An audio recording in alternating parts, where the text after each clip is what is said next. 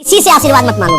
हम तुम्हें जो कह रहे हैं, सब आशीर्वाद आपके पास अपने आप आ जाएंगे। जैसे समुद्र किसी भी नदी की याचना नहीं करता, हर नदी अपने आप गिरती है, ऐसे धर्मात्मा पुरुष के पास हर सुख संपत्ति अपने आप आ जाएगी। और खूब आशीर्वाद मांग लो। 4 दिन की चांदनी है, इसके बाद फिर अंधेरी रात है।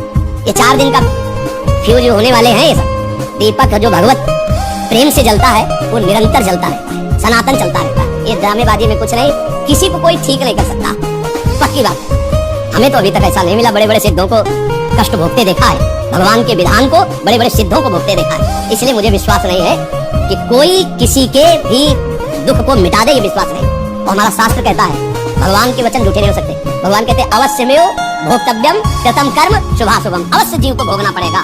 इसलिए मत रहो, हमने कमाया है, हम ही खाएंगे। अब अगली कमाई अच्छी करेंगे। अब पीछे बाजरा बोया है तो हम दूसरे के गेहूं देखकर ललचाए नहीं, अपने बाजरा को खा लेते हैं। और अगली फसल हम काजू पिस्ता की बो देंगे तो काजू पिस्ता मिलेगा। अगली फसल हमारी गंदी नहीं होनी चाहिए, पिछली गंदी हुई है। किसी से आशीर्वाद मत मांगो।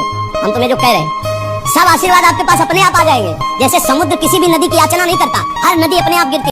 हमेशा मेरी ताकत बनने के लिए शुक्रिया, हमेशा मेरा ख्याल रखने के लिए शुक्रिया, हमेशा मुझे हर हाल में हर हालात में सपोर्ट करने के लिए शुक्रिया। कुछ तो लोग कहेंगे, जितना उनका दिमाग उतना कहेंगे। अगर हम लोगों के लिए जिए तब तो छोड़ दो कि तुम सुख शांति से जी सकते हो। लोग तुम्हें सुख शांति से, अगर उनके कथनानुसार चलोगे, लोगों का अलग दिमाग रहता है और सब लोगों की वृत्ति को हम प्रसन्न कर सके ऐसा संभव हस्ती में चले। लोग क्या कहते हैं ये हमें मतलब, हमको ये देखना है कि हम गलत तो नहीं है ना।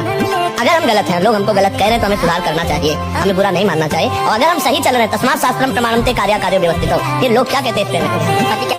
एकांत में आप सोचो, वो बेचारे बड़े अभागी हैं जो भगवान के नाम को नहीं कमा पा रहे। यहां से जाएंगे, उनकी कमाई कुछ नहीं है, कुछ नहीं। कितना बड़ा घाटा। देवता तरसते हैं कि मुझे मृत्युलोक में मनुष्य शरीर मिले।